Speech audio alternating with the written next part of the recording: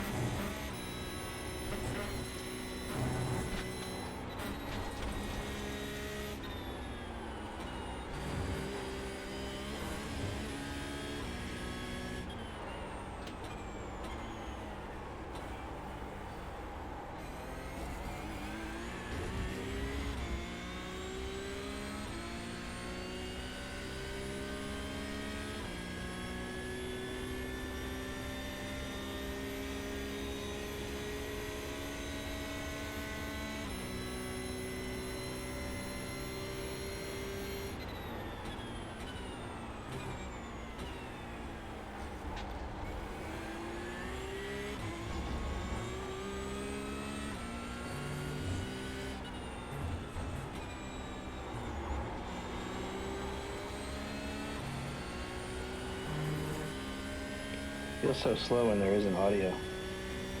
My apologies. There's no audio. There will be on the replay. There you go. So that'll be a 47.4, which is pretty decent. I think there's probably a 46 in there if we clean everything up, but for today, that's going to be good enough for us to work with. So let me just change the angle a little bit. There we go. All right, as usual, we've got telemetry down here in the bottom. So we've got where my cursor is, you got a steering wheel, you got some gas, brake, and then we're obviously not using the clutch. We've also got speed and gear as well. This is welcome with the new UI, so we can actually see what gear I'm in as opposed to guessing.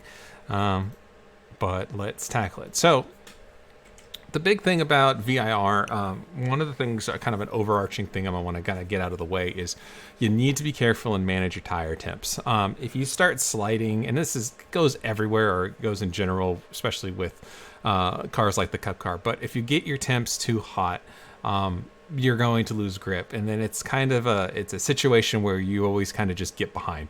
So as soon as you start kind of sliding the car and you start heating up the surface of the tire, you're going to have less grip, and the tendency is going to be sliding more, which is going to further increase the tire temperature, which is going to further decrease grip. So it's kind of just a losing proposition. And once you kind of get behind in tire temperature, because you're over driving the car, it just becomes a losing battle, and you can never seem to catch back out without really sacrificing a couple laps to try to bring the tire temperature back down. Here at VIR, there's a lot of turns and a lot of opportunity for the car to really kind of go beyond a good slip angle in some corners and start to get into a slide. And once you go from slip to slide, that's where you start getting super increases in tire temperature. So we're racing for an hour. We need to do what we can to try to maintain the tire temperatures and the tire pressures to an optimum level to make sure that we're able to race for the entire race, as opposed to burning the tires down in 40 minutes and then the last 20 minutes really struggling to get around. So setup makes a difference here, but also even more important than that, your driving style is going to matter. If you go out there and run your first 5 laps just absolutely gung-ho and you heat the tire up too much, you're going to really struggle for the rest of the time. So just keep that in mind. We really need to conserve tires around VIR to make sure that we're going to be able to make it without having to worry about grip. So Quick question for you. Yeah. On the tire temp. When I'm on the track, that's the one gauge I look at all the time in my car. Do you do the same in the sim? Do you look at your tire? Do you have that gauge up and are watching that? Yes. During your race? Yes, very much so. What is your target temperature when you see it get to a certain level? What do you do? So if you look down here on the dashboard of the Cup car, right in the middle, it says tire pressure below the gear marker. Those are accurate tire pressures on all 4 corners.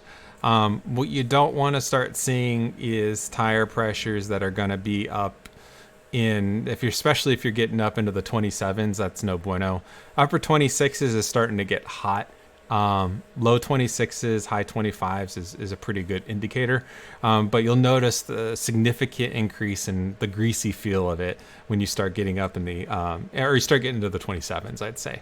If you get into the 28s, you're beyond cooked at that point. Those things are balloons, and they're just going to just slide all over the place. So with the track temp, well, depending on the track temp, but based on the fact that we're running in morning, the track should be pretty cool.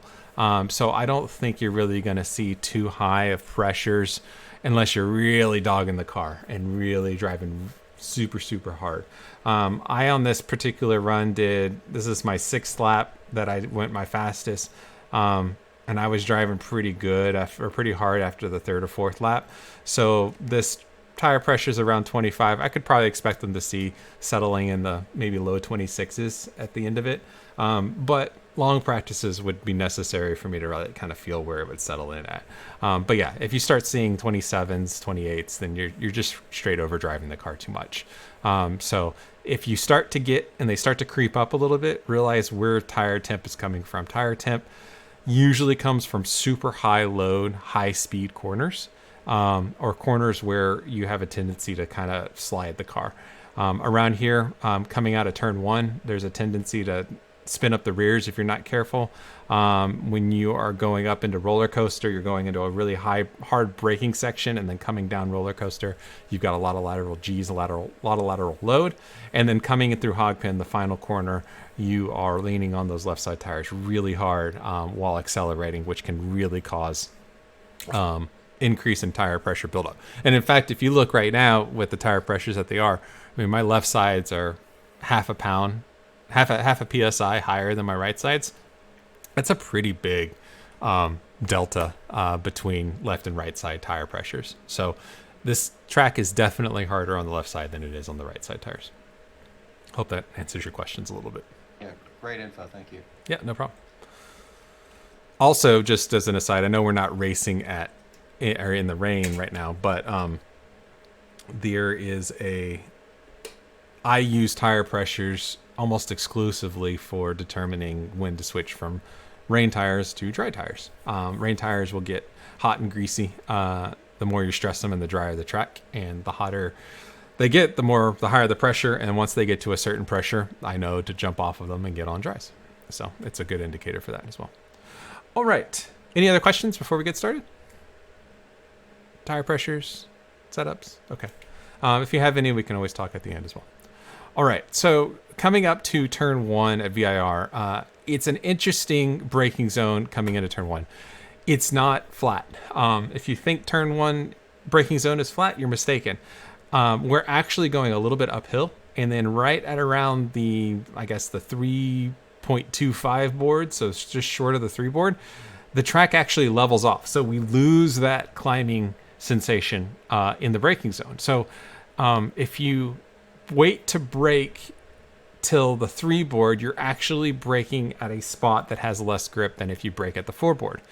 It leads to this a little bit awkward situation where the 4 board sometimes will feel a little bit early, and you think, I can brake later, and then all of a sudden during the race you brake at the 3 board and you just completely blow through the corner. And that is because we have a little bit of a flatness, and you can see it a little bit right here. We have a flatness in the brake zone. So what I like to do is I like to get my initial firm brake pedal. When you first hit that brake pedal, you're going to hit it very hard, almost to a threshold braking situation. And then as you go through this flatter area, you need to release the brake just slightly. So you're going to brake to, let's say, 80-85%.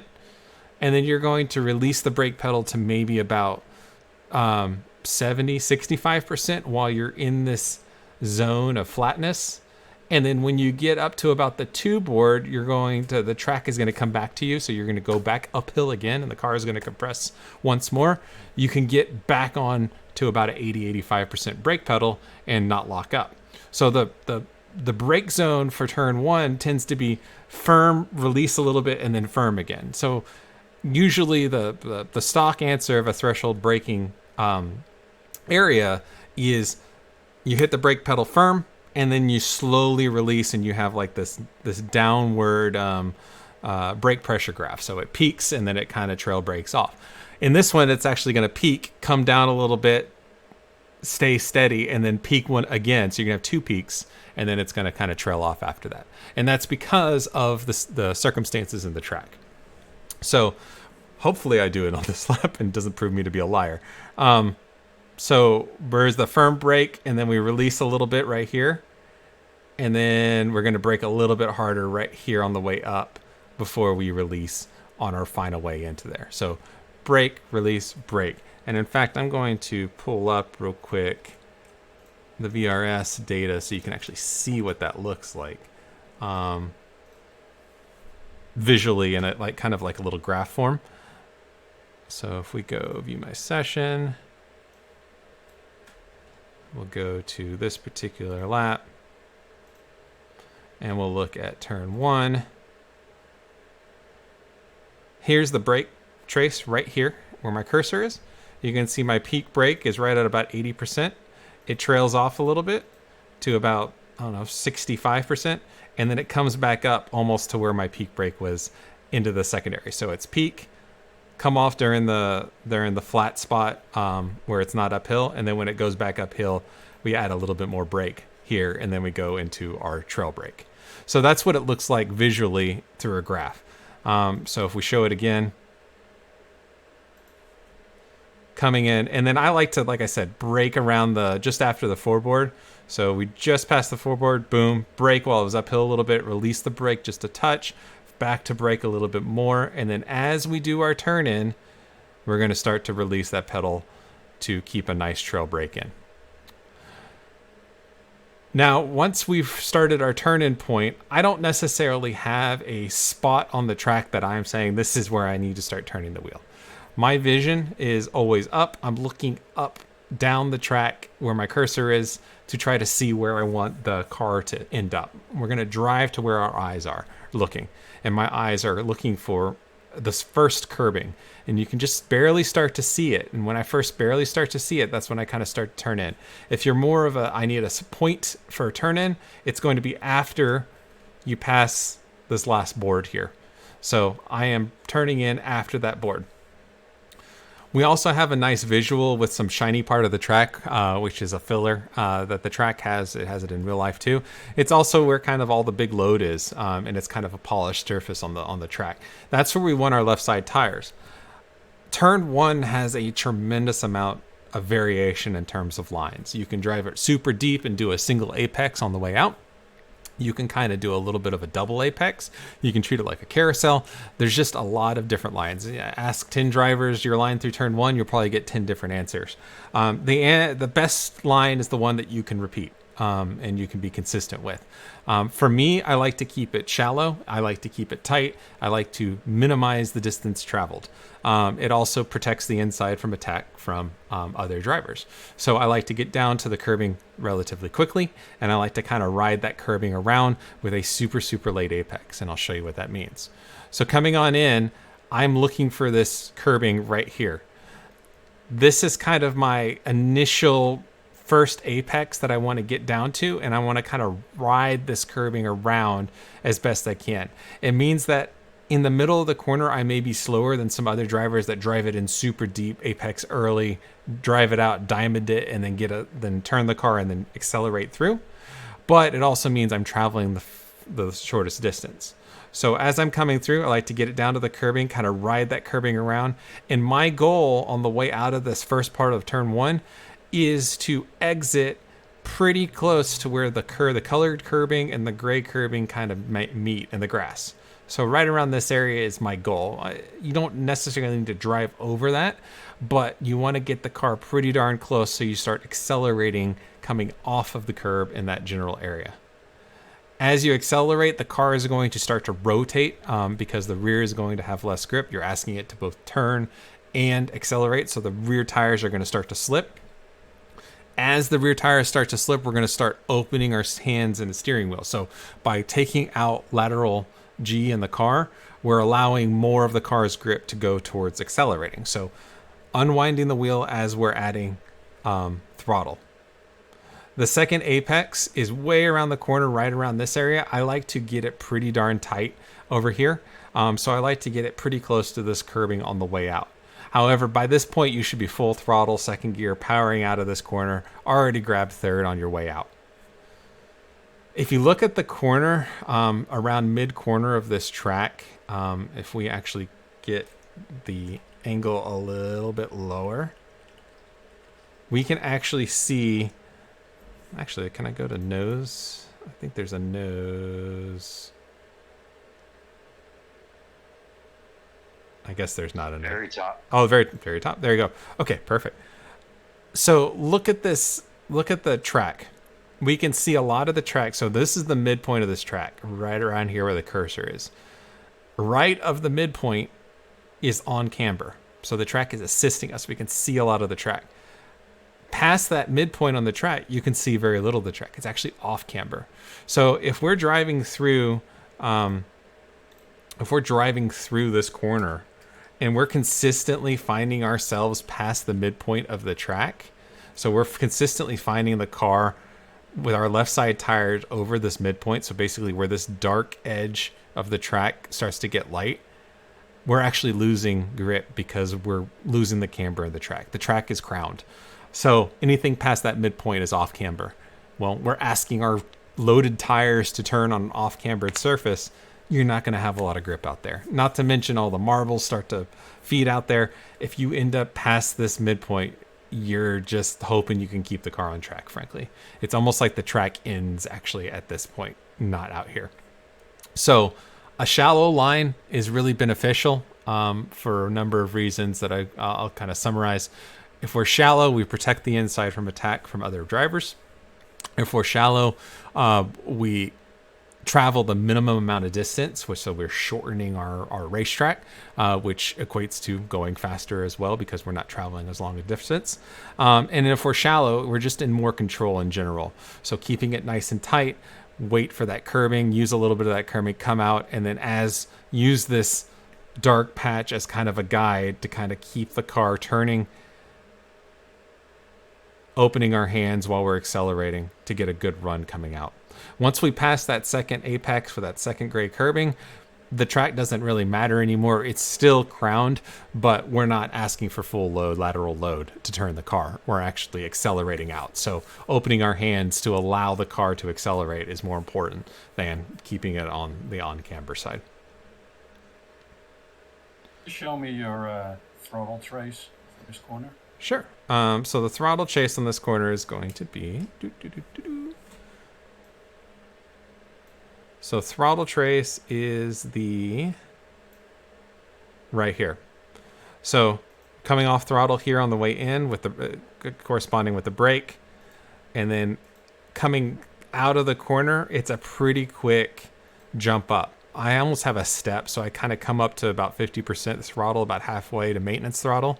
And then once I realize after I'm started to go through that first part of the corner and accelerate out, I know the car is going to grip up because I'm going to be taking steering out of the car. If we look at this, I mean, look at the shape of the corner. It's an increasing radius corner, which means the beginning is all the tight area. And then as we go through the corner, it's starting to open up. So the radius is actually increasing. So as we're coming out of the corner, we're actually opening our hands because the corner is opening up, and we can add throttle to fill that gap in. So that's how we're able to, after we get past this initial turn-in point in this initial corner, we can jump on throttle pretty firmly, and then once we start opening our hands, we can really jump on the throttle and get a good run coming out. I'm finding I have to be pretty gentle coming out of the corner with rolling on the throttle. You do. Aggressive, they spin out. Yeah, it's a... Think of it as a stress ball, right? You're not going to grab that stress ball and just mash it. You're going to kind of squeeze it on, right? So we want to squeeze that throttle on. We don't want to just go from 0 to 100 because it's going to shock the drivetrain. It's going to shock the tires, and that's where you're going to... There's the tendency to really want to jump on throttle coming out of 1. You're in second gear. You're relatively low speed. I mean, shoot. Being in a straight line and you jump on the throttle at that speed in second gear in this car, and you run the risk of lighting up the rears. Now you have a little bit of yaw on it, and it just exasperates that situation. So you have to just kind of roll that throttle on. And like I said at the very beginning, there's a tendency to really jump on the throttle coming out of 1, and this is a really high risk area of lighting the rear tires up. If you light the tires up here, even if you get out of it, just that little bit of wheel spin is going to flash the surface of the tire with some heat, and it's going to really hamper your next couple of corners from grip because the tires are going to be overheated. So keep it in mind. Do everything you can to keep this car in check coming through turn 1. You're not going to make the lap time coming out of turn 1, despite the feeling. Everybody always feels, I want to get a good run coming out of here, and it's important. Don't get me wrong. You want to come through out of here going fast. But this isn't going to make you the most amount of time on the track. That's elsewhere. Great questions. All right, so we get through turn 1 really well. We're going to come up to NASCAR 3. Well, turn 1 and turn 2. Coming up to, this is 2, I think, technically, and then we come up into NASCAR 3, which is the actual turn. Very tricky corner. In fact, I think this is the most difficult or second most difficult corner on the track. My visual clue that I like is I try to line up this corner with these huts that are, or these, for lack of a better word, these barns that are out in the distance. So this is the main drag, main hut, and then you've got the little tech shed, which is right here. The tech shed is kind of where I am lining the car up on the way through. If I get my nose pointed at the tech shed, I feel like I'm in a pretty good spot. The tendency here on this corner is to drive it in too hard. If you drive it in too hard, the car is still turning, and then you need to somehow brake, and you really get the car all upset. So you're pitching the car on its nose, it's turning at the same time, the rear end gets light, and I think anybody would be lying if they said they haven't spun here before in practice. So we really need to make sure we're keeping the rear of the car connected to the road, and the only way we can do that is to not ask for too much braking. If we brake too hard, we're going to end up spinning if we're truly going fast through here. So what I like to do is I like to get this car, try to line up straight as I can when I get on the brakes, brake in a straight line, and then as I get off the brakes and trail brake in, then I can start my turn back in. It's not necessary to get all the way over to track right to set up for NASCAR 3. In fact, the road is still crowned, just like turn 1. And so if we get, the further right we get over here, the further off camber this corner is turning in for NASCAR 3. So we have to balance opening the radius for turn 3 up with the loss of grip from being off camber on the turn in point. So where that is depends on the car, the race, the conditions. There's a lot of factors in. I've taken this corner from mid-track plenty of times, or even less than mid-track, because I wanted to stay on camber. I've taken it where I've put in the right side tires almost all the way on the rumble strip out here and taken a nice wide. It just depends on the car you're driving, your confidence in the corner and the car, and the conditions of the track. On this particular lap, I was finding kind of a medium balance just over the midpoint, right around here. And then it's just kind of this constant swoop as you're scrubbing just a little bit of trail brake to kind of get the nose pointed in, despite being off camber. We're just kind of keeping this constant radius. It always feels like I'm turning in too early here, but we want to use this curbing at the apex, use all of it. It helps turn the car and opens the corner up. And then as we land on the backside, once the car kind of gets over its little bump on the way out, bam, full throttle, catching the slide and coming all the way and using all this runoff as your track out point. So let's go all the way back to the front, and so we can see it again where I go straight. So as we're entering in, slow it down. We'll take it really slow. So as I'm entering in, I'm trying to get over to the right side just a little bit to try to open the entry. I'm full throttle here. As soon as I get to the brake, watch how my car straightens up. And then as I trail brake up, then I start turning the car again. And that's just to scrub speed and keep the car in a straight line. And then it's just a constant radius from that point through to catch the curbing. A little bit off the throttle, just maintenance throttle on the way over. And then as I land on the backside, boom, full throttle, open my hands, catch a little bit of the slip angle, and let it run all the way through. To visualize turn 3 from a data standpoint, here's my my steering angle. So on the entry, notice, so this is the straight steering angle, this line right here. This is degrees of steering off of that angle. So the further the line is away from the 0 line is the more steering I've got. Notice how when I hit the brake pedal here, my steering goes from this angle to pretty darn close to neutral. And that's because I don't want the car to be turning and have a big braking moment, because that's going to upset the balance of the car. It's got no grip on the rear tires when I brake. If I'm turning, it's just going to try to loop itself on the way through. Then when I come off the brake, as I'm bleeding off the brake, then I start adding my steering angle back until I have no more brake, and then I have maximum steering angle at that point. It's that traction circle idea. I'm trying to stay on the edge of that traction circle throughout the entire corner. If you're struggling through this corner consistently, the easiest way to kind of prevent that is sacrifice some speed at the front. Get to this point right around here and just do a nice smooth lift.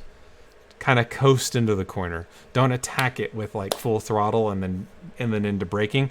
Kind of just coast in here. And in fact, when I'm racing over the course of an hour and I'm on full fuel, I'm probably going to lift right around here, save a little bit of fuel on the way in, get the car pointed nice and straight, and then get into braking. I'm going to be going a little bit slower, but when I hit the brakes, I don't have to hit the brakes as hard. And when that's the case, the whole balance of the car is much better to set up for the final turn through NASCAR 3. Does that make sense? Okay. All right, so we get a good run through NASCAR 3. And now we start coming up to Snake and a really cool section of the track.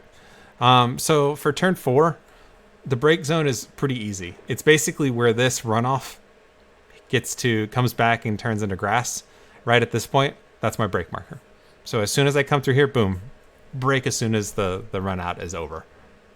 I'm going to downshift from 3rd down to 2nd, and we're going to take a really late, it always feels like I'm turning in super late, really late apex in this corner on the left. We're going to try to get our left side tires up and touching the grass on the secondary colored curbing. So as I turn in, again, we're off camber on turn in point, but as soon as we cross this midpoint of the track, we're going to be on camber. So we're actually going to get a decent amount of grip once we cross the midpoint of the track. So right here, you can see the car pitch in. All of a sudden, we're on camber. So the car is going to get some more turning for you. And you can see it just really tuck in here. Get all the way, use all this curbing. We're going to apex past the halfway point. So a late apex. And the goal here on the way out of this corner is to try to keep the car about mid-track. You can really see the crown and the road through here. You can see how much track we see about to midway, and then it falls off. So we want to use this to keep the car around mid-track to set up for turn 5 on the right. So there's the mid-track point. We can give it a little bit of squirt of throttle in second gear between these two corners. So as you're coming out and you're unwinding the car, squirt of full throttle, and then it's just briefly while you're transitioning from left to right. And then as we turn in, it's going to just be like a little bit of a lift of the throttle, apexing like the last corner, right up with our tires right along the grass. Use all the camber. Start feeding on the throttle coming out of the corner while opening our hands. And then this corner, this from between turn 5 and turn 6 is like a constant radius corner. We want the car to kind of drift all the way out to track out, which is all the way on track left. We're going to do a little bit of a lift to kind of set the nose a little bit better for turn in. And then we're going to try to late apex turn 6 so we can get a straight line through the last part of the snake. So as it comes through here, we're in 3rd gear. There's our lift point. So we're full throttle all the way to about here. Then we lift, and it corresponds with us taking our turn in. Lift, late apex through here, get all the way up on the curbing. And then the goal is to draw a straight line through this S. If we can get this straight line or get that in our mind as we're coming through turn 6, you'll have a much better time to squeeze throttle and go full throttle through the S and create a straight line. The problem I see students tend to have through this section is they commit to full throttle too soon. They think they can go faster than they can through here. And then they get to this point right here and they're going too fast. And so they're like, oh, there's the corner, there's the turn. I need to turn for the corner. So they turn for the corner and then they jump on the brakes. When you do that, you lift the rear, you make the rear really light, and you tend to promote a spin through here. The other mistake is you turn in too early. So some students will sit here, they'll have their eyes up, everything will be good. They're looking up here, they see the corner, they say, oh, I got to go to the corner. So they start turning in at this point. It's too early. If you turn in an early apex, turn 6, the only option is to run out of track on the way out. And you have to either get out of the throttle completely, or worse off, get on the brakes when you should be full throttle all the way through. The best way to handle turn 6 is be a little bit slower coming through this right transition. Make sure you delay your turn in point. Notice I'm turning in almost at the end of maybe 2 car lengths off of the end of the curbing. That's how late I am. When you turn in, the goal is to get to full throttle as quickly as possible. I'm at full throttle at this point, and I keep that full throttle all the way up through the rising S's. So my straightaway starts here. If you're delaying your full throttle until after the corner, odds are you're turning in too early. So try to really focus on getting a straight line coming through the latter half of Snake. The other point I want to make through here is look how little I touch the brakes.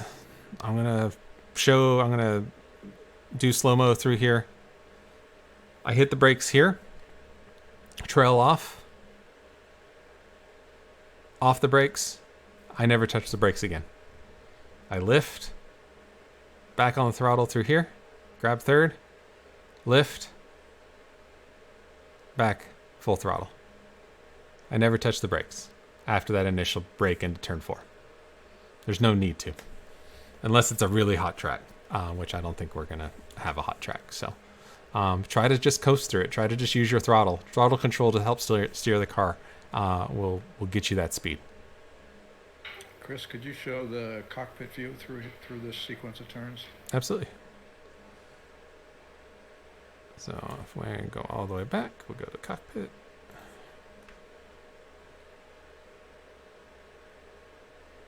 Vision is super important. It's super important all the time, but it's super important through this section. So I'm braking. My initial brake point is right here. My vision is here. Right here. I'm going to keep the cursor where I'm looking. Now I'm looking up here to the next apex. Now I'm looking for the Coca-Cola sign. There it is. Now I'm looking for the apex. Waiting. Turning in. Now I'm looking down the straightaway through the Snake. That's how far down the track my vision is looking. And that's the only way you're going to be able to drive consistently through there. Another place I'm noticing that is a good spot for maybe a final turn-in point with the trail end of the Snake. Notice we've got a little bit of a hill right here. Kind of goes up, and then we crest a hill. Right after that crest is where I'm doing my turn-in for the corner. So we're kind of going over the hill, and then as we crest that hill, that's when I'm doing my final turn-in. So maybe that might help as a visual or a feeling in the car. Crest that hill, then turn and get a good line going through there. If you're turning before the hill, you're going to be short, or you're going to be early apexing.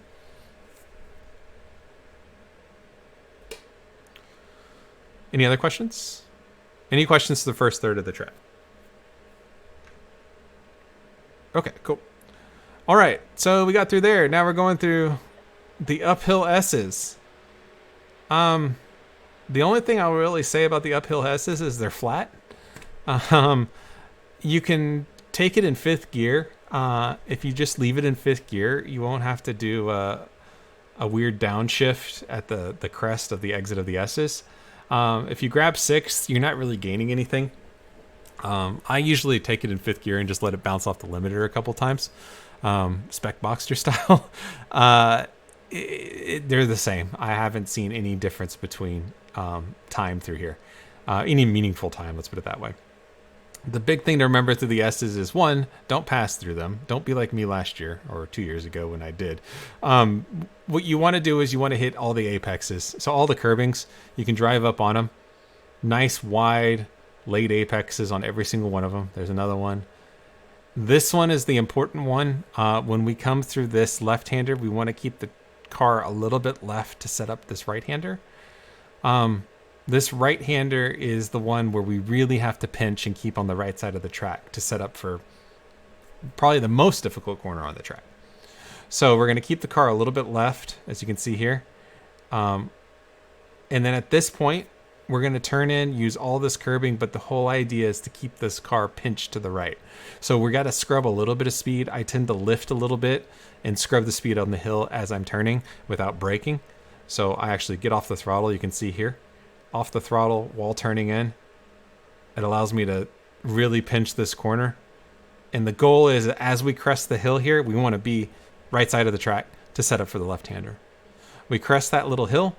We get on the brakes, downshift to 4th, and then it's always it always feels like a super early turn in for this fast left-hander. and it's fast. So we come up over the crest, land on the back of the crest, brake. It's only about a 50% brake. It's not a very hard brake.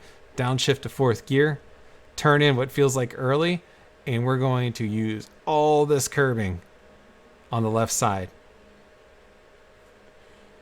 The tendency is to jump on throttle too soon. We can get on throttle pretty early, but if you get on it too soon, you're going to run wide. So we want to make sure the car is good. We've got a good line coming through. Keep our vision up. The hard part about this corner is you can't see very far down the track. So it's kind of a guess. You take your shot in the dark, hope that you made a good line, and then based on the visuals that you see coming through the corner, yes, I hit my mark on the apex curbing, which is right here, right where the colored curbing is and the gray curbing meets right here. Yes, I hit that. Perfect. I know that if I hit that point, I can get to full throttle at that point and be safe on the back end. We're opening our hands on the way through. We can get up on this curbing, that's fine. If we get all the way up on the curbing, just make sure you want to have your hands 100% straight as you're jumping that curb. If you have a lot of steering angle as you jump that curb, the car can really get uneasy. And there's been a lot of wrecks real life, especially from prototypes that come over this curb that have too much steering angle. They bottom out and then they just spin it off into these left tires over here and destroy the car. If you run wide, keep your hands straight. Keep a little bit of throttle in the car. Don't just hop out of the throttle immediately and unbalance the car. Keep a little maintenance throttle, bounce to the grass, and then bring it slowly on to the track offline here until you regain everything and get a good spot coming in to the braking zone. One more time at speed. So coming up, turn in, back on throttle, on the way through. Coming up into Oak Tree, really good braking zone. This will separate the really good brakers from the mediocre brakers. You've got a lot of really good brake markers to kind of dictate how dangerous you want to be on the way into Oak Tree. Oak Tree is interesting in the sense that we're almost using the brake pedal like a inverse accelerator. So we really have to manage our braking. When we release the brake, it has the effect of almost feels like accelerating the car. And then when harder we brake, obviously, the more it slows down. So we can control the rate of deceleration with our brake pedal. And it's absolutely crucial. If you get through Oak Tree and you feel like you had to hit the accelerator, it just meant that you broke too much too early. So what I like to do is I like to brake on the way up the hill. So somewhere probably about the 2.5 board, maybe 2 board, depending on where it is. On this particular lap, I broke at about 3, so maybe a little bit earlier in the Cup car. So just after the 3 board, I'm on my way up the hill. It is a firm brake pedal. We want to brake in a straight line. So we want to brake from the 3 board in a straight line to the curbing. That is my brake zone. So hard brake as we crest this hill right about the 2 board. The track is going to go flatter. So we're going to lose some of that advantage we're getting going uphill, the compression, and all of a sudden we're going to lose some grip and braking and ability to slow down the car. We need to release the brake a little bit on the way up the hill once we hit that plateau. This is fine because we need to actually keep the momentum of the car through this right-hander. This right-hander is not very severe, but then it leads into a very tight right-hander at Oak Tree. So we're going to brake in a straight line to scrub the initial speed. Once we crest this little hill, we're going to release the brake pedal, and we're going to let the car kind of roll through this right-hander. You can see actually how little brake I have in the car at this point. And then once we get past this right-hander, we're going to have a little bit of a straight line that we can get one final squeeze of brake to scrub speed, set the nose of the car for our final turn in. So right here, we'll brake a little bit more, and then we're starting to trail off and starting to get that final turn in for Oak Tree, where we get on the throttle and get a really good run coming out of Oak Tree.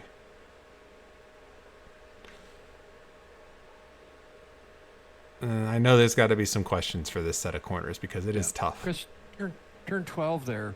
I've seen good drivers take deep lines and shallow lines, and the shallow guys sometimes can actually get overlap on the car, and they take a little grass on the inside of 12. But you have a preference, an inside line versus a wider line?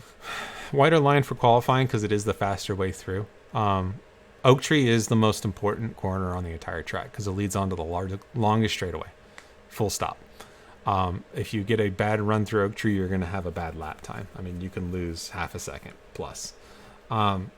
So the best way to get the run going onto Michigan Avenue is to have a nice wide line and extend that straightaway as long as possible. So the only way to do that is to end up as far left as you can back here. So get as far to the left, get the car like diamond here, and get a run coming out. That's technically the fastest way through here, like on a qualifying run.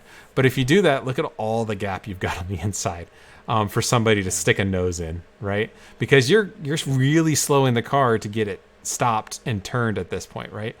You can carry your momentum on a shallower line, but then you're stopping the car at this point and rotating. At some point, you have to rotate the car. Whether you do it out here to get another 100 feet of acceleration, or you do it right here, it has to happen at some point. So if you run really wide in a race scenario with somebody on your butt and they dive in the inside, they potentially are going to get completely past you, and then they're going to park the car right here. You can't drive through them, so they've taken the spot. Your only hope is that they run too wide, and then you can over-under them on the way out. But a good driver will just park it, go really slow, and kill the momentum of the car they just passed. So if you're in a racing scenario through here, a shallow line to protect is probably pretty good. If I've got somebody on my butt on the way through here, I'm probably going to put my car right in the middle, like right here, where diving this deep, it does not look pretty, right? I don't want to take Oak Tree from the right grass. There's no way. So I put the car in a space where I still have a little bit of room to get a run, but it makes this completely unappetizing for the car behind me to try to dive in there. So that's how I protect it. But in a qualifying scenario where I'm trying to go maximum lap times, I am letting this car sing all the way down as far as I dare to the curbing to turn in. Now, a key thing to remember, like the entire track, the whole track is crowned. The further out here you go, the less camber you have for that final turn in. It's a balancing act. If you go way out here and you get your left side tires on this rumble, there is a shocking lack of grip.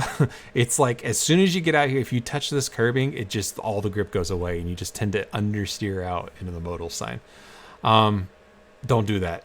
It's really easy to do and overcook into here.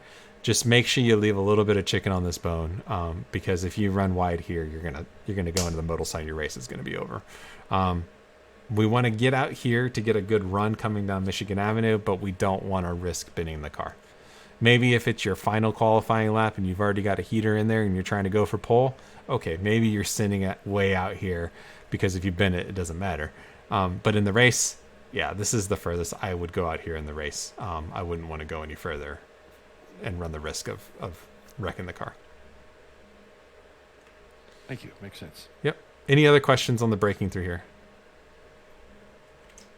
I'll kind of show what it looks like through. No, that's not it. Here we go. Oak Tree. So this is what I mean. We're braking in a straight line here. We're releasing the brake through here. And then it's a double apex. And then we have another braking zone here. So we have two braking zones here and here. This middle area is kind of a minimal amount of brake carry our momentum. If we get to the point where we're right here in the middle of this first corner and we squeeze throttle on the exit of it between these two corners, it just meant that we could have broken later or broken softer on the way in. We shouldn't have to get on throttle here. If you're getting on throttle here, you overslowed the car through the first part. From a graph standpoint, this is what it looks like. So maximum brake here on the way up, bleed off the brakes to here, then, or I'm releasing the brake on the way in, getting through the corner, releasing, letting the car coast, then getting on another set of brakes through here between the two corners, and then releasing on the way through. So brake, release, brake, release. That's kind of the mentality here. There's a lot of that on this track. Brake, release, brake, release. Comment on the apex here. Two schools of thought. If you take too much curbing here, it's going to bounce the car around. If you get on full throttle while you're bouncing the car around, there's a good chance you're just going to light the rear tires and spin. So if you hit the curbing, you open the corner so you can carry more speed, but you can't get to full throttle until the car is done bouncing on the back end of the curbing. If you don't hit the curbing and you get your right side tires and keep it on the track, the whole car is engaged. It's not bouncing around. You can get to full throttle earlier, but you can't carry as much speed because your corner isn't as wide as if you cut the corner. So find your happy medium of where you're consistent. I like to say I do it the same way every single time. Honestly, when I come through here, sometimes I get a really good turn-in point where the car really bites and I jump that curb, fine. Sometimes I don't. The car understeers and I'm a little bit late and I end up off the apex, but I don't jump the curb. You just kind of have to adapt. Better drivers than me probably can hit it the same millimeter perfect every single time. But I have a little bit of variance. So it just depends on where the car is headed is how I'm going to have to take this corner. On this particular lap, I got up on the curb right here, which delayed my full throttle application to here. Now I'm at full throttle at this point. Whereas if I would have missed that curbing, I probably could have been a full throttle probably right here without the curb. Your mileage may vary. Open your hands up. Use all the run out. If there is a bump that's out here, just be ready for it. Just make sure your hands are straight when you hit the bump, but you should be able to stay full throttle all the way through. Chris, where's the 1X on that? In the grass. Right there. In the grass. So you can actually take the left side tires and start tickling this dirt and not get a 1X. This is all track. 100% track. Just be careful if you do start tickling this dirt. If you drop your left side tires in your full throttle, you have the risk of spinning. All right, we got a good run coming out. We're going down Michigan Avenue. This is the place where variations in setup are going to matter. If you're carrying a lot of wing, you may go slower down the straightaway. If you're carrying low downforce, you may have a few mile an hour on your opponents. The easiest place to pass is on a straightaway. So, I mean, I would say run as low a wing as you can without sacrificing your ability to obviously do the corners. We'll talk about a little bit more about that at the end, but it's just a comment on that. I'm hitting 162, it looked like, on this particular lap. Coming up into roller coaster, my break point is the compression. So it tends to be the same in almost every car at this track. When the car compresses in to the hill, that's my break point. It just happens to correspond with the 3-board. But we're going to brake, and it is a hard brake up the hill. Threshold braking, 85%. We are on those binders really hard. We almost can't brake hard enough. I don't want to say you can't, because you can definitely, if you just smash that pedal, lock L4s up. But man, 85% braking in a cup car is a tremendous amount of brake pressure without locking up. And we can do that because of the compression, because the track is giving us a tremendous amount of grip in this braking zone. This braking zone's a lot like Oak Tree in the sense that we brake hard, firm. We crest the hill, we release the brake, we get on the top of the hill, and then we get back on the brake pedal again. So it's brake, release, brake. When we release, that's when we turn the car. When we're in a straight line, that's when we're getting the most amount out of the pedal. So we're going to brake really hard on the way up, get all the way over to the curb, release the brake as we're turning, then brake again at this point once we crest the hill and trail in to the right-hander. Brake, release. We're going to use all this curbing, so we're going to treat it almost like a little carousel. We're going to get down to the curbing. The curbing is going to help turn the car as well. Right side tires on the painted curbing right there. It helps us turn. We're going to release the brake pedal as we're getting up on the curbing. Maintain our momentum, start feeding on throttle. Let the car run all the way to the left side of the track. So we're going to try to get as much run out of this corner as possible, because we can take this left-hander coming down the hill at roller coaster from the left side of the track. It's no problem. So we're in second gear. We're coming through maybe a little bit of a lift as we get up on this curb and the car starts to kind of dance and bounce a little bit. But as we exit, we have another compression zone right here. Tons of grip in the car. We should be grabbing third gear, full throttle, screaming down the hill.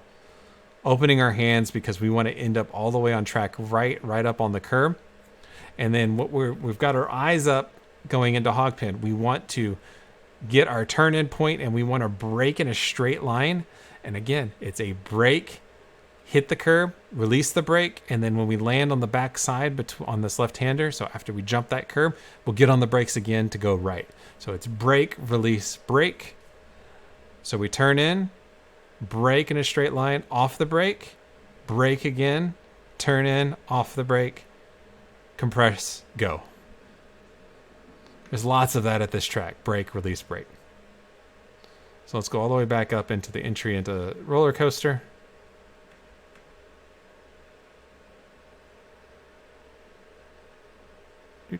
Here we go. Go in, brake at the compression, hard brake, start to release the brake as we turn the car, brake once we get a straight line again, trail it off, get it down to the curbing, let the curbing move us off the brake, roll the momentum, start feeding throttle, a little bit of a breathe, back on full throttle, let the car run all the way out to track right. We're going to draw a straight line between here. We're going to turn in, now we brake, jump the corner, off the brake, brake when we land, turn in, off the brake, full throttle. And then once that point comes, you should be full throttle all the way through, hit that second apex point, let the car end up where it ends up all the way out here to get a good run coming down the straightaway. And then we're off for another lap. To show what that looks like, let's see here, turn 14, 15. So, okay, here's the, this is going into roller coaster. So this is going up the hill. You can see firm brake pedal, 85, yeah, I was right, 85% brake pedal initial pressure. Start bleeding it off. This is where we start to turn. So here's the steering angle. So I am turning the car at this point. Here's the low point of the brake. And then as I start to straighten the wheel out, boom, another set of brake pressure. So that's getting on the top of the hill. And then we trail off. And then when we go into hog pen, same thing. Here's the brake pressure. So we've turned in. Now we got a straight line to our first left apex. That's the first brake. We hit the curbing. We're off the brake and we're kind of just coasting over the top of the curbing. We land on the back of the curbing in between the transition from left to right. We get another brake between there. And then we're off the brake. I have a little bit of a cheater brake here because I wasn't tucked in enough. But in reality, once you get off the brake here, you should just maintain it and then jump on full throttle on the way out. So brake, release, brake. There's lots of that at this course. It's manipulating the brake pedal. Did you run that slow-mo in cockpit view? Yeah, so you want me to go through that in the cockpit?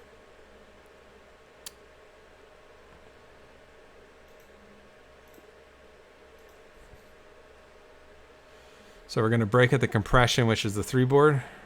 Brake, hard brake, start trailing it off. Release the brake a little bit.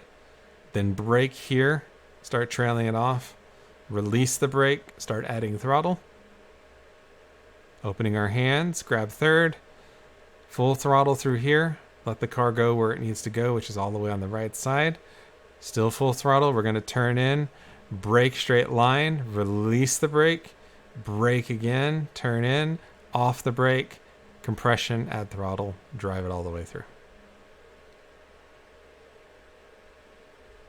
And do you always downshift at the crest of that hill and from fourth to third?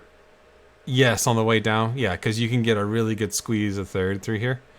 And it also just keeps my momentum. So we're talking right here. So on the way in, we're going to brake. I like to grab third here. Boom. Turn in. And then grab full throttle. If you're struggling with rear grip through here in third gear, you can take it in fourth. I just find if I take it in fourth, I tend to go too fast. I tend not to scrub enough speed. And I tend to wash out here in this area. And when I wash out way out here, again, the track is crowned throughout the entire course. So as soon as you cross the midpoint, you're off camber. And if you're off camber out here, you really have to kind of watch your speed to be able to get the car to come back to the final apex. We don't want to go past mid-track at this point. It's no bueno. So nothing past mid-track through here. I have a question. Yes. When the apex curb just before where you are currently, do you ever take more of that? You can.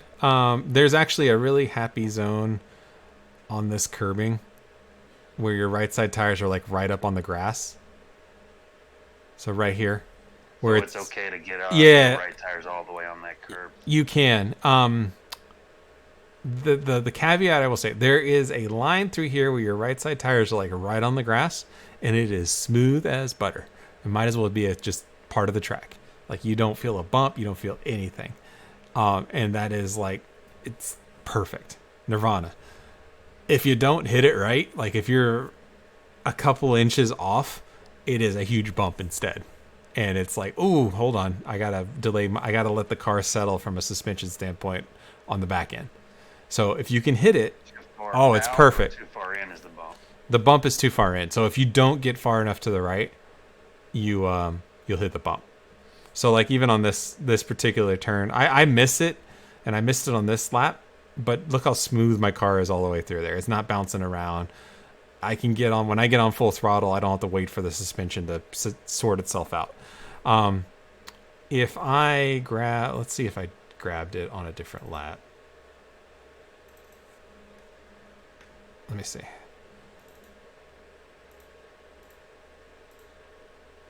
So on this one, yeah, I hit it a little bit more. Watch the suspension kind of bounce, right? It wasn't too bad. So that was getting pretty close to Nirvana. But you can take it even a little bit more than this and be fine. But in between staying on the track and kind of this line, there's a pretty nasty bump through there that can really unsettle the car that you have to wait on. So I'm not good enough to say that I'm going to be absolutely millimeter perfect on here every single time. I kind of react based on when I turn in and if the car reacted or not. And it all depends on things of your track temperature, how wore your tires are. Things like that will dictate your front end grip and when you turn in. If you can be millimeter perfect, then you're probably Max Verstappen at that point. But I'm not there. And so it's more of a deal with a car, what it's going to give you based on driving through there. If I had a dream list of where I wanted to be, yeah, I'd want to be right here all over this curbing and get that Nirvana state where it doesn't even move. That's the fastest line, absolutely. But getting it is not always achievable. Thank you. Yep. Great question. All right. Any other questions? I'm going to talk about passing here in a second. Are you going to cover setup? Yeah, we can talk about setup here in a second. I saw your brake bias is minus 4.5. Yeah, it's pretty far back there. So let's talk about passing real quick, and then we'll talk about setup. Turn 1 is the best passing zone, bar none on the entire track. Turn 1 is great. Get a good run coming out of hog pen, coming up to turn 1. You've got a big wide area. It's kind of who's bravest to go in, and then you have a corner that has a million lines through it that can all be fast. If you're going to try to make a pass into turn 1, declare it early, show it. So if you're coming alongside somebody and they look like they're going to take the traditional line, get on the inside of them and kind of show your nose. So they can kind of understand what's going on and they can kind of try to plan it. If you are in a duel and one car is out here on the left side and one car is on the inside, if they both brake at the exact same time and there's overlap between the two cars, the inside car has the advantage all day long. You're going to travel a shorter line. You've got the inside line. It's not possible to hold an outside line on two well-driven cars on the way around turn 1. Inside car has all the advantage. That tends not to be what happens through this corner, though. The inside car tends to try to outbrake the outside car, which means braking later. And what ends up happening is they end up running too far through the corner. So if we brake at the foreboard, let's say, the inside car a lot of times will be waiting to brake until they see the first car brake. So they will go through and the first car will brake at its normal point, and the inside car will brake slightly after it. So you end up having like a gap like this. Well, that car that broke later is going to continue carrying its momentum through the corner. They're offline, so that means they're off the grippy part of the track as well. So their brake zone is actually going to be longer. What'll end up happening is they will overshoot the corner and they will go deep. When they go deep, they're going to cross the crown of the track down here. So they're going to come in through here, and they're going to go over the crown of the track, and they're going to end up on track left way out here, and going to have to almost stop the car to get the car to actually turn. When that happens and they go deep, the outside car can just kind of tuck in, normal line, over under them, and go on their way. A lot of braking tends to happen a lot into turn one. If you're the car that's getting passed, just be aware of that situation. You don't want to put yourself in a situation where you're trying to outbrake the car on the inside, try to drive around the outside, but they overcooked it and you overcooked it, and they just door you because they have no grip in the front of the car and they just run through the corner. Just be aware of that. Sometimes it's better to let them go and potentially make a mistake than trying to fight them around the outside, because again, you're not going to be able to make it. If you don't want to be passed, make sure you take a defensive line super early. So if you're driving along the straightaway and there's a car behind you and you don't want them taking the inside line into turn one, when you're at this point, where it's the natural point where your car is all the way on the right side of the track at start finish, just keep the car on the right side of the track. So instead of driving out here and letting the car go all the way to the traditional line, just drive down here, down the inside. I like to put my car, if I'm being defensive, I like to put my car right here. I leave maybe a car width on the super inside, but it's not, it looks so bad for a passing car to drive it with the right side tires basically in the grass that nobody's ever going to park it over here. And if they do, then I'll move to the traditional line right at the end and really have no problem beating them through the corner. So if you're going to be defensive, do it early. You're not trying to hide anything. You're not trying to block. You are signaling to the car behind, hey, look, I'm taking a defensive line. If you're going to pass me, you're going to have to go the long way around the outside of the corner. But turn one. Take that inside line. Are you hitting first gear at that turn? No, I never hit. Stay in second. I never hit first gear through turn one. It's too hard, or it's too easy to spin the tires up. You got, you're in a race. You got cars right on your bumper or right off your fender. You drop down to first gear coming through that corner. It's so easy to blip that throttle too much and just light the rears up, and then you're along for the ride. Second gear allows you to have more pedal travel to come out of that corner. So you can still spin them up in second. So you don't need to accelerate any harder. But great question. All right. The place I like to pass, don't tell anybody, is NASCAR 3. So many people think they have to be all the way on the right side of NASCAR 3, think that they have to be out here to take NASCAR 3. You don't have to be this far right because you're off camber turning into this corner. I have passed so many cars coming through here at this point, and then all I do is just keep it a little bit tighter, delay my brakes a little bit more, and I brake on camber.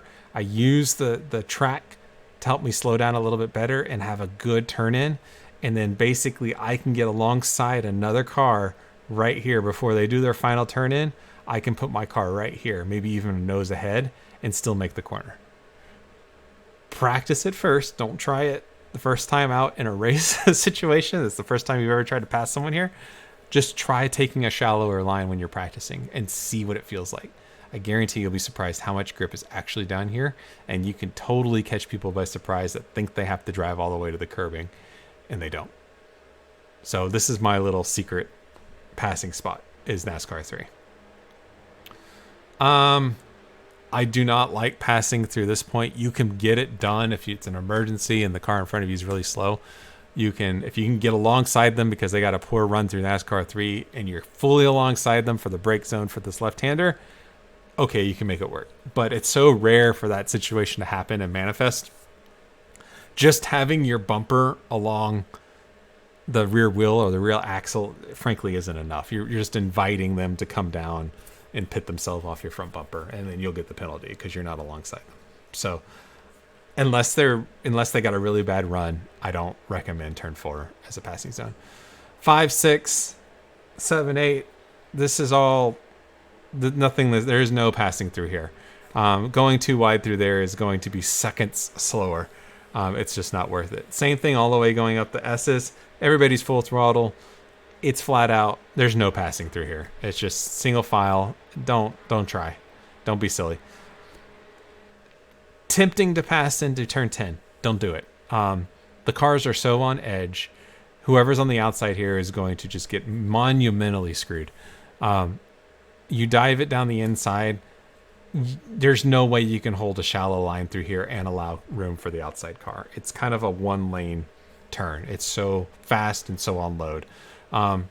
You put a car here, even if you're able to get your nose to their door, how are you going to take this corner with a car on your outside from the middle of the track? It's just not going to happen. You're going to end up running wide and dooring them on the way through. It's going to be a bad situation. So don't pass in turn 10. If somebody comes alongside you and tucks in and shows their nose and is trying to make a move coming into 10, I would say just lift or brake early, let them sail by, and let them go off into the green pit of despair is what I call it. Just go sit. They're going to go sailing off through the corner, and then you'll just laugh at them while you drive by. So don't pass into 10. Oak Tree can have a passing zone. Let's say they're slow through 10 and they take a traditional line. It's very reasonable to get up alongside someone and do a braking duel on the inside. So you've got the inside line. So you're in a pretty good spot through here. And then as we discussed before, if they take a super wide line, you can send it up the inside by releasing your brake and then parking it here. You can get fully past a car and make a pass here and then stop here, and then they have to wait. So Oak Tree can work if you've practiced it. Second best passing zone is at the end of Michigan Avenue. Make it a braking duel all the way up the hill. You've drafted all the way on their car. It's easy. You can easily get fully alongside, if not your nose ahead of the other car, if you've drafted all the way along the straightaway. The thing to remember, though, is that if you're too wide going into the braking zone here, space runs out very quickly at the top of the hill. It is a turn. And if you are the inside car trying to threshold brake later than the other car and you get it wrong or you lock up, the only place that you can go is straight, right, into their path if they're alongside you. And then you run out of room and you're going to push them into the tire wall. So this is a good place to pass. Just be confident on the brakes and make sure you leave room for the other side. If you are the outside car, this car getting passed, and somebody comes along the inside here, understand that if they get it wrong, they're going to go into you and hit you into the tire wall. So sometimes it's not worth trying to out-duel them on the way up the hill. A lot of wrecked cars happen up here because you start to get two cars into one at this point, and it's very difficult to manage that going through. So sometimes just letting them go is a better option, and then you try to pass them back into one. Through roller coaster, none of this is a passing zone. Do not try to send it right here. This is just not a good spot to send it. It's single lane only. Same thing through here. There's no room to send it. Just focus on getting a really good run coming out of Hogpen on the straightaway so you can get a good run going into turn 1. So those are my keys to passing around here. Any questions? Hearing none. Okay. So if that's good for you and you want to call it there, you're good to go. I know there's going to be some practice that's going to be up. Let me talk a little bit about setup. Again, in general on this car, we want to create a setup that is comfortable to drive at speed, but at the same time is going to not scrub too much or cause too much drag down the big long straightaway. In general, what I like to do is kind of try to drop that wing to a spot where you're not having to think about the rear, especially in places like Hogpen. Definitely through turn 10, the fast left-hander at the top of the S's. Those really high load areas of the track, they need to be 100% stable. If we are fighting the rear end of the car through there, it's going to be an absolute hassle to drive over the course of an hour. So long as those two corners are reasonably comfortable in the rear of the car, I would drop the wing. And I would drop the wing until the point where you do not have any control over the rear of the car through those corners, where you're actually having to actively manage the rear of the car, like you're controlling a slide through hog pin, for example.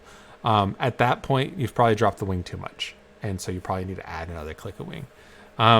For me, on this one, I grabbed the set that I used at Indianapolis, which is basically the baseline set with a 9 wing. So I'm running 9 wing. I think this car goes to 14. So I'm pretty firmly in what I would call medium downforce. And I find that gives me a nice balance in terms of all the turns on this particular track, and then also hitting a pretty good speed down Michigan Avenue. Remember this, the less wing you have, the more tail happy the car is going to end up being, the faster the corners are. So if we take it to extremes and let's say you took all the wing out of the rear of the car, what happens at speed is that relative to the rest of the car, the rear is not being pushed into the ground. If the rear is not being pushed into the ground, that means there's less weight on the rear axle relative to the rest of the car, and it's going to lose grip quicker. We add a bunch of wing to the rear, we go max wing, you're going to have relatively more weight pushed into the rear of the car at speed. That's going to push those big fat Michelins into the tarmac. That's going to give you grip. You're going to have the rear is not going to move. You're not going to have oversteer. If anything, you will have understeer, because the rear is glued. The front's going to be the first thing that lets go. If the front lets go first, the car is just going to understeer.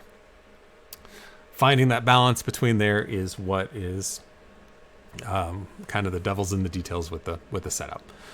On this car, there's not a whole lot you can do for setup. You can change your ARBs, which change the stiffness in the front or rear axles. Kind of have the same effect as where you're trying to lose grip in the car first. A stiffer corner or a stiffer axle is going to have less mechanical grip, but the car is not going to flop around. So if you have a really, really stiff front ARB, the front end of the car is going to tend to lose grip before the rear, which is going to tend to promote a understeered car. The front's going to slide.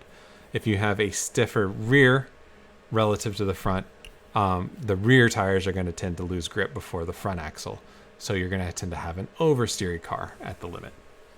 The only other thing that I think we can do on this car is ride height, and that's rake. And it's the same thing. The more rake that's in a car, so rear is all the way up in the air and the front is low, the less grip on the rear tires. The lower the rear of the car, so the less rake, the more grip you have in the rear tires, which means more understeer. That's about it, all you can do on this car. Any questions on that? Brake bias. Somebody mentioned brake bias. It's dependent on your setup. 4.5 rear bias is a good balance for me. What you want to kind of get to, so let's talk about brake bias for a second. Brake bias changes the amount of braking force between the two axles. It doesn't mean that you are now braking with the majority of your brake bias to the rear if you have a more rear biased brake bias setup. All it means is that you're using more rear brakes relative to the front than if it would be more front bias heavy. Putting brake bias in the rear tends to promote rotation entering a corner. So when under braking, the car is going to tend to rotate more with a more rearward bias in the brake pedal or in the brakes. That's great on corner entry where you're trail braking a lot until it's not. If you put too much rear bias in the car, that means that the first thing that's going to lock up is your rear tires. If your rear tires lock up, you spin. If you lock up a front bias heavy car, your front tires break, or your front tires lock up, and you will just understeer. You will just slide straight, but you will go in the direction that you were headed instead of just, spinning and being completely out of control. That's the balance you have to kind of achieve in terms of where do I want the brake bias to be. So you want a brake bias that allows you to, as you're turning in and trail braking the car, give you a little bit of extra rotation to kind of counteract the understeering nature of a 911 Cup. But at the same time, you don't want it to be so severe that you're fighting snap oversteer on entry because you're getting little micro lockups from the rear of the car. In theory, what you want is if you're on a flat surface going down a straightaway and you hit the brake pedal, when you get to the lockup point, you'd want all four wheels to lock up at exactly the same time. That would be your maximum amount of grip that you have under braking. In practice, we have tracks that go uphill, downhill, corners that have different surfaces and such. You're turning the car, you're not turning the car, so that's not always able to meet that theoretical best practice from a braking standpoint. So we use the brakes instead of trying to slow the car down in the shortest distance, like an emergency stop. We use the brakes as a balance tool to balance the car on corner entry. The other thing to remember on brakes is that if you're not using the brakes, brake bias does nothing, right? So running a bunch of rear brake bias because you want the car to rotate mid-corner isn't going to help if you're not on the brakes. It only helps when you're actually pushing the brake pedal. Hope that answers some questions. ARB arm position on the front and rear. Do you do anything there? Yeah, so that's the stiffness of the roll bars. So that's stiffening the whole front axle or rear axle, whatever ARB it's on. So again, as I said before, if you stiffen an axle, you're taking mechanical grip away from that axle. If you soften an axle, you are adding mechanical grip. But it's all relative. You're not going to all of a sudden increase the mechanical grip of the car if you put them all on full soft. You may say to yourself, oh, I want soft both of them because that gives me more grip. No, the car only has so much grip. What you're trying to do is you're trying to create where the balance, where the car lets go at the limit.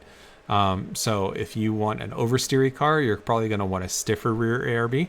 So the rear tires are going to be the first thing to let go, and that will induce rotation in the car.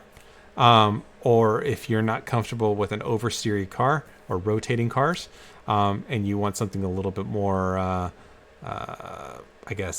maybe driver friendly, then you stiffen the front end of the car, and that will cause the front tires and the front axle to lose grip first, and that's understeer.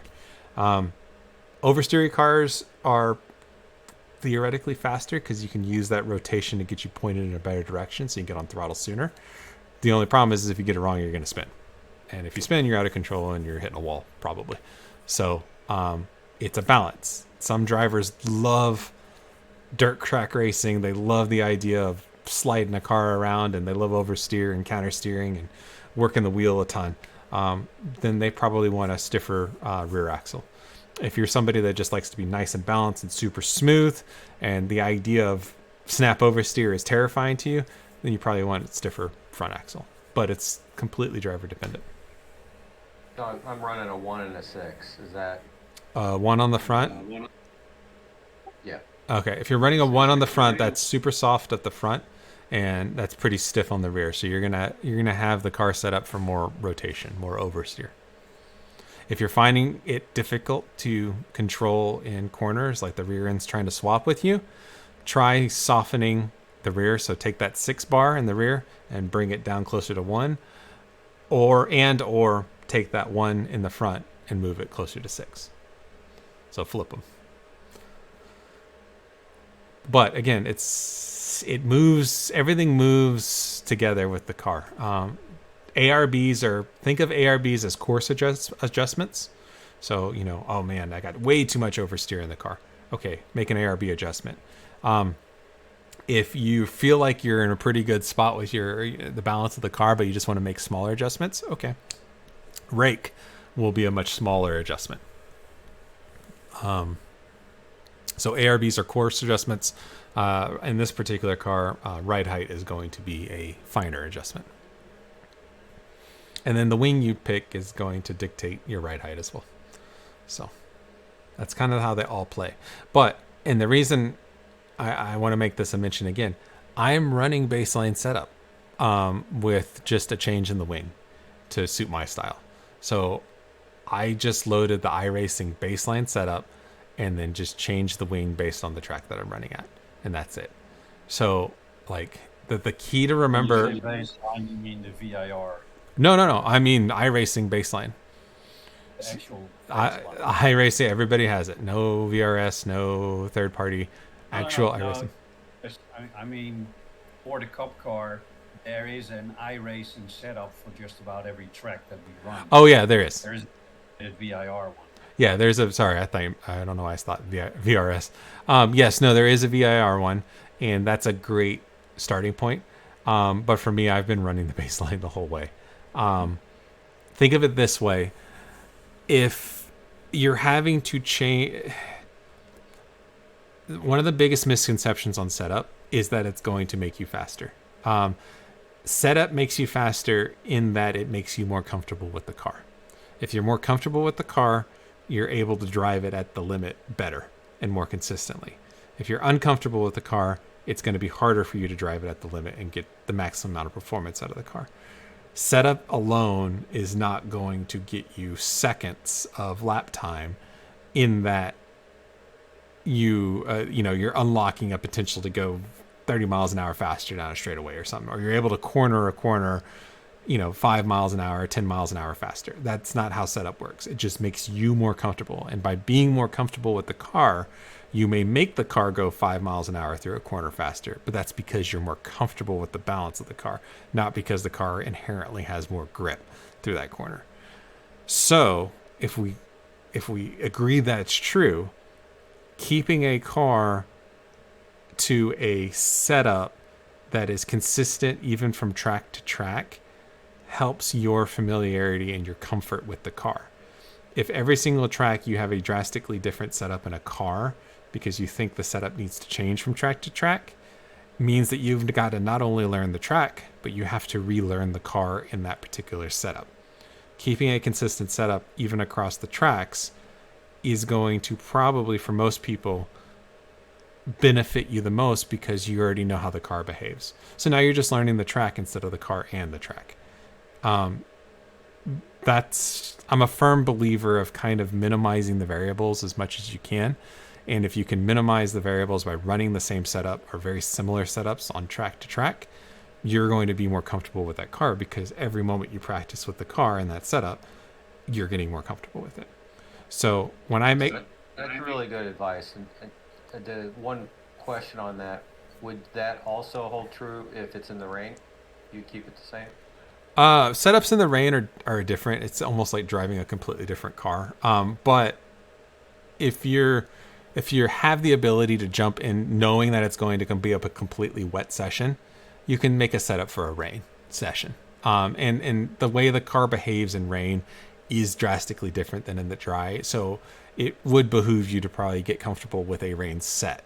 But so many times, especially in endurance racing, you don't control when it rains or when it's dry, and you can't change the setup on the car mid-race. So you kind of just are stuck with what you got. And so you have to figure out how to drive a dry setup in the rain or a rain setup in the dry when the conditions change. But in general, yeah, I mean, if I know it's going to be an hour long and it's going to be wet the whole time, I'll probably make a set specifically for the rain. And when I do that, I'm making a car that is more predictable when it lets go, right? I don't want to tremendously oversteer a car in the rain because I don't want to spin, right? If I lose traction, I want the front end to kind of plow a little bit. That's safer than spinning off the course into a tire wall. That's the only difference. So what kind of adjustments do you make? What items do you adjust? If I'm making adjustments, like let's take this car, because there's not a whole lot you can do. I'm changing the wing based on the track. So for instance, if we go race at Daytona, you got to take all the wing out to be competitive, right? And so I mean for rain. Oh, for rain, sorry. Setup, you were to change this for the rain setup? So if I was going to change this for the rain setup, I would add more wing. I want all the grip. The only thing that's going to add grip to the car relative to everything else is the wing. Adding more downforce to a car is going to give you more grip. It's going to increase the envelope of grip because more air is pushing the car.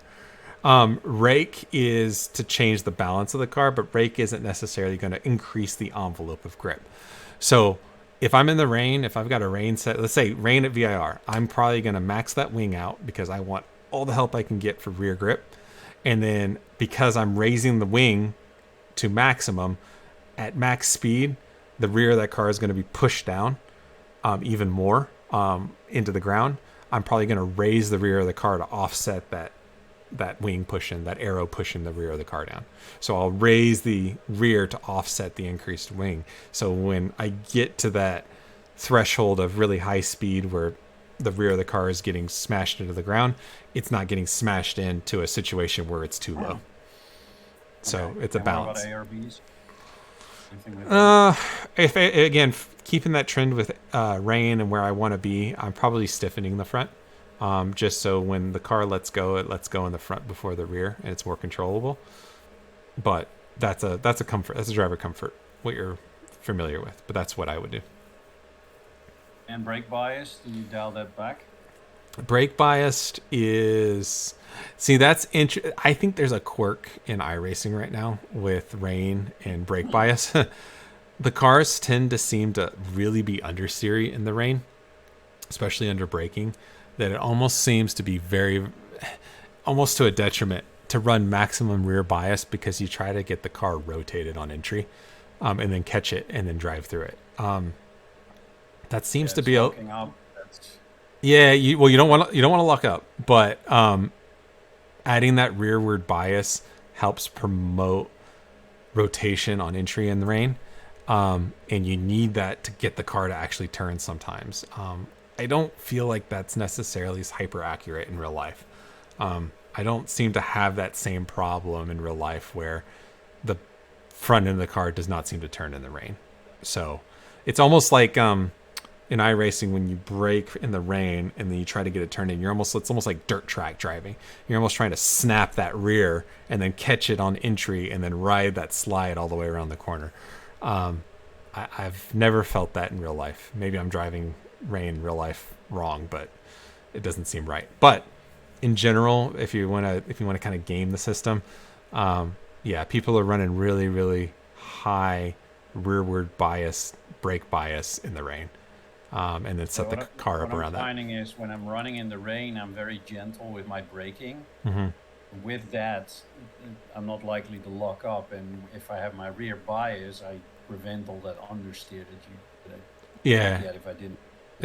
Exactly, and so that's what's kind of going on right now is people are cramming that rear bias in the rain to get that rotation, and then kind of driving it out, using the understeer to drive out of the corner. Is it right or wrong? It just seems to be a quirk of the sim right now. So. Do you adjust anything while you're driving? Like wing? Do you change the wing while you're driving, or is it fixed? You the only way you're changing your wing and after the race has started is if you come in the pit stop and take a few second penalty for your crew to change it. I don't. The only adjustment you can make in these cars is brake bias.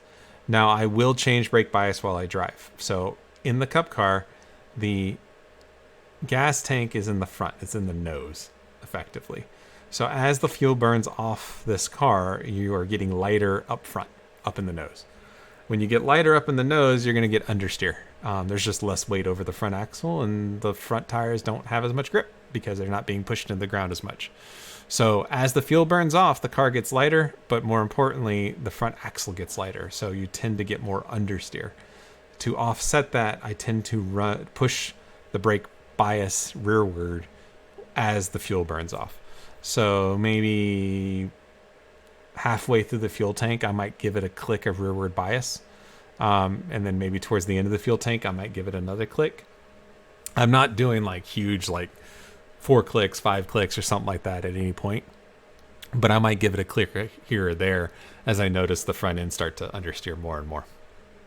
Just to try to offset that. Start the race at 4.5, negative 4.5, and end at -5. Correct. 0.0. Exactly.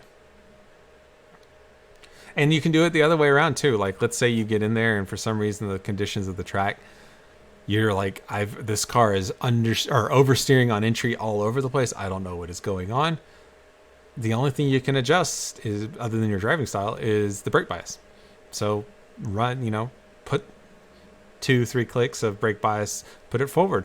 See if that helps your oversteer on entry. It should. and then it'll get you through. But that's all you can do in this particular car is brake bias. But I'm not switching it coming into different corners or anything like that. I don't think anybody really is. So. Well, thank you very much. This is really helpful. Yeah, Excellent. absolutely. Yeah, very good. Appreciate it. Thank you. She's a great car. Enjoy it, because next time we run this car, it's going to have all the nannies in it, which is kind of unfortunate. So I'll shed a tear. Crying shame. I know, it is. It really is. This is, in my opinion, kind of the last driver's car. Now everything's got traction control and ABS, and you just mash the brake as hard as you can and drive it out. So, but this is a true driver's car. And something to remember, if you want to kind of recalibrate yourself for whatever reason, let's say you're doing a lot of racing online, or even if you're in real life racing, what you want to do is, if you want to get yourself sharp again, always come back to either this car or the 991 Cup, the legacy one.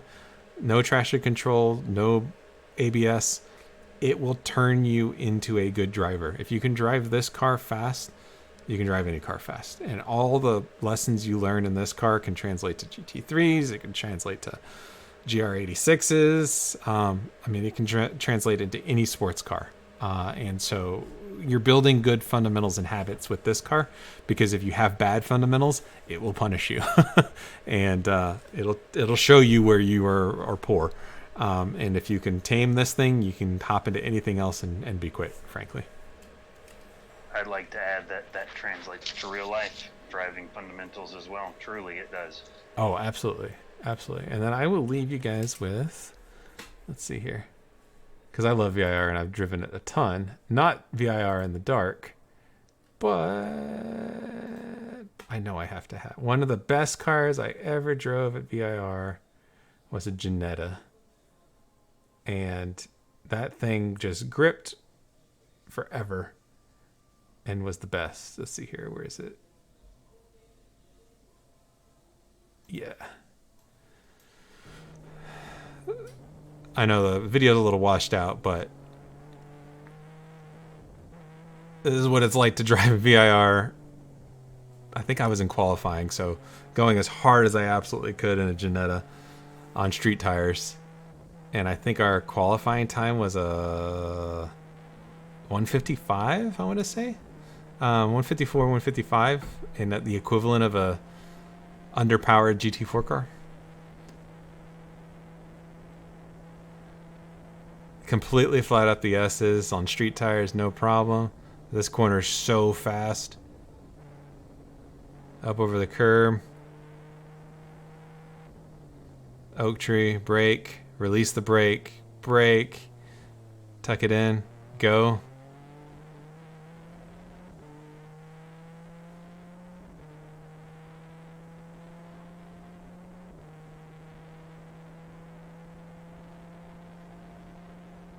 $125, $130.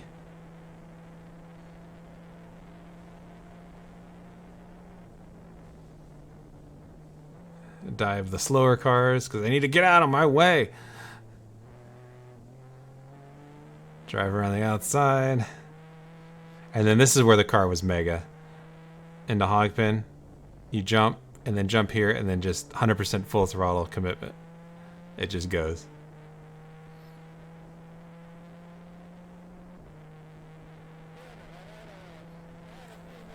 So anyway, I will leave it at that. Looks like fun. It was a handful. Best of luck, guys, this week. Enjoy it. This is the last race we've got for the season. I don't know what's coming up, but I know there's some races that are coming up, and definitely take a look at it. I will also suggest, if you like this kind of racing and you want to do more 2026 with PCA, make sure you look into the 2026 Grid Pass. You think that's going to be necessary like this one was. So make sure you get that ahead of time so you can keep on racing. Other than that, I'm going to stop the stream here.